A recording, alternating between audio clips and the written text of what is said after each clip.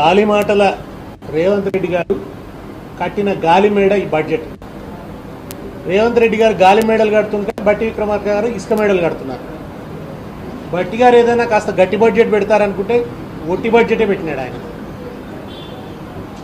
వాగ్దానాలేమో ఆకాశంలో, ప్రతిపాదనలేమో పాతాళంలో. అది ఈ బడ్జెట్ చూస్తే అనిపిస్తున్న పరిస్థితి. అంచనాలన్నీ అవాస్తవమే. పోయినసారి 2,91,000 కోట్లతో బడ్జెట్ పెట్టింది. అనుకున్న అంచనాలు వీళ్ళు చేరుకోలేదు.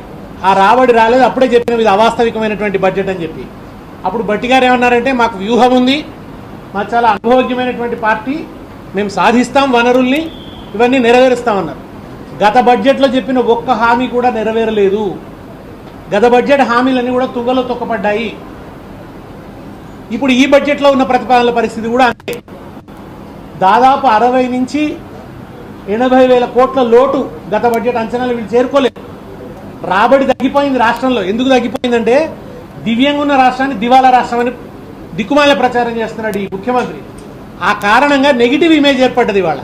దాని కారణంగా వ్యాపార వాణిజ్యాల్లో ఒక స్తంభన వచ్చింది. ఈయన చేసిన హైడ్రా వల్ల రియల్ ఎస్టేట్ కుప్పగూలింది. రకరకాలుగా ఈయన చేసిన నెగిటివ్ చర్యల వల్ల ఈ రాష్ట్ర ఆదాయం గణనీయంగా, స్టాంప్స్ అండ్ రిజిస్ట్రేషన్ ఆదాయం గణనీయంగా పడిపోయింది. వ్యవసాయం సంక్షోభంలోకి పోయింది. వీటన్నిటి కారణంగా ఆదాయం తగ్గిపోతుంటే ఆయన ఏమంటున్నాడంటే ఆర్థిక మాంద్యం అంటున్నాడు. ముఖ్యమంత్రి గారు ఇది ఆర్థిక మాంద్యం కాదు, మీ బుద్ధిమాంద్యం. బుద్ధిమాంద్యం వల్ల ఇవాళ ఆదాయం పడిపోతున్నటువంటి పరిస్థితి ఉన్నది. ఓవైపు ఏమో 2,91,000 కోట్ల అంచనాన్ని అందుకోలేకపోయిన వీళ్ళు ఈసారి 3,30,000 కోట్లు పెట్టారు.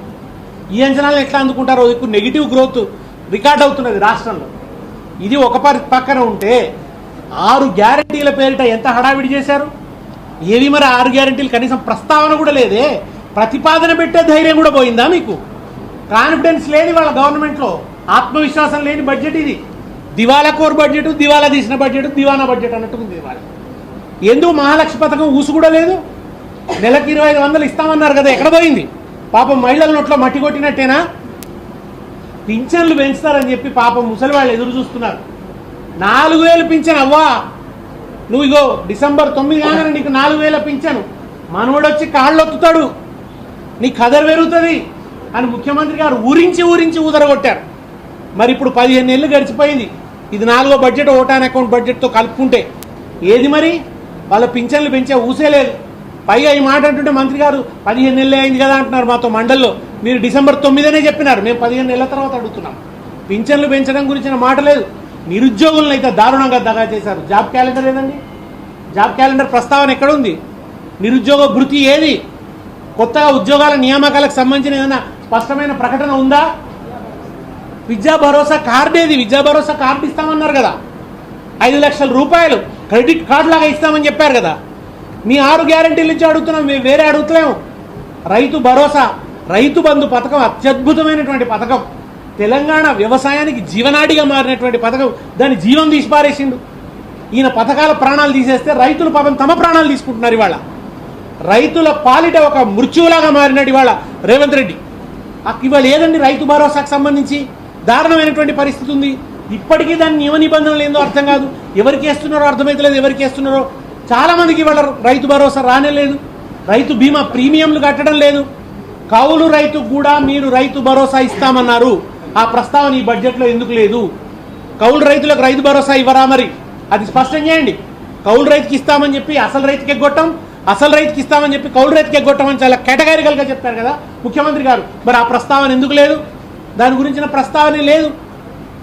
ఎటువైపు చూసినా, ఏ వర్గం చూసినా బీసీలకు ఇస్తామన్న 20 లక్షల ప్రస్తావనే లేదు. కేసీఆర్ గారు ఇచ్చినటువంటి గొర్రెల పంపిణీని ఆపేశారు. చేప పిల్లలు వేయడం లేదు.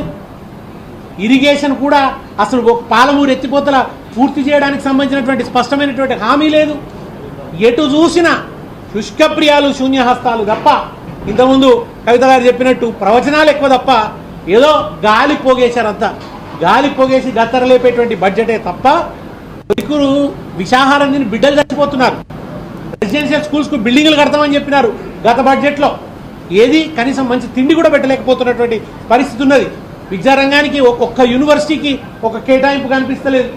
ఉన్నత విద్యకు దారుణమైన పరిస్థితి, పాఠశాల విద్యకు దారుణమైనటువంటి పరిస్థితి. కనీసం ప్రతిపాదనలు చేసే సత్తా కూడా కోల్పోయినారంటే ఈ ప్రభుత్వం యొక్క మానసిక స్థితిని మనం అర్థం చేసుకోవచ్చు. ఇది పూర్తిగా దగాకోరు దగుల్బాజీ బడ్జెట్ ప్రజల్ని భయంకరమైనటువంటి నిరాశలోకి నెట్టారు. భవిష్యత్తు అంధకారమయంగా కనిపిస్తున్నది కాంగ్రెస్ పరిపాలనలో. ఈ బడ్జెట్ ప్రజలని పూర్తిగా వంచింది.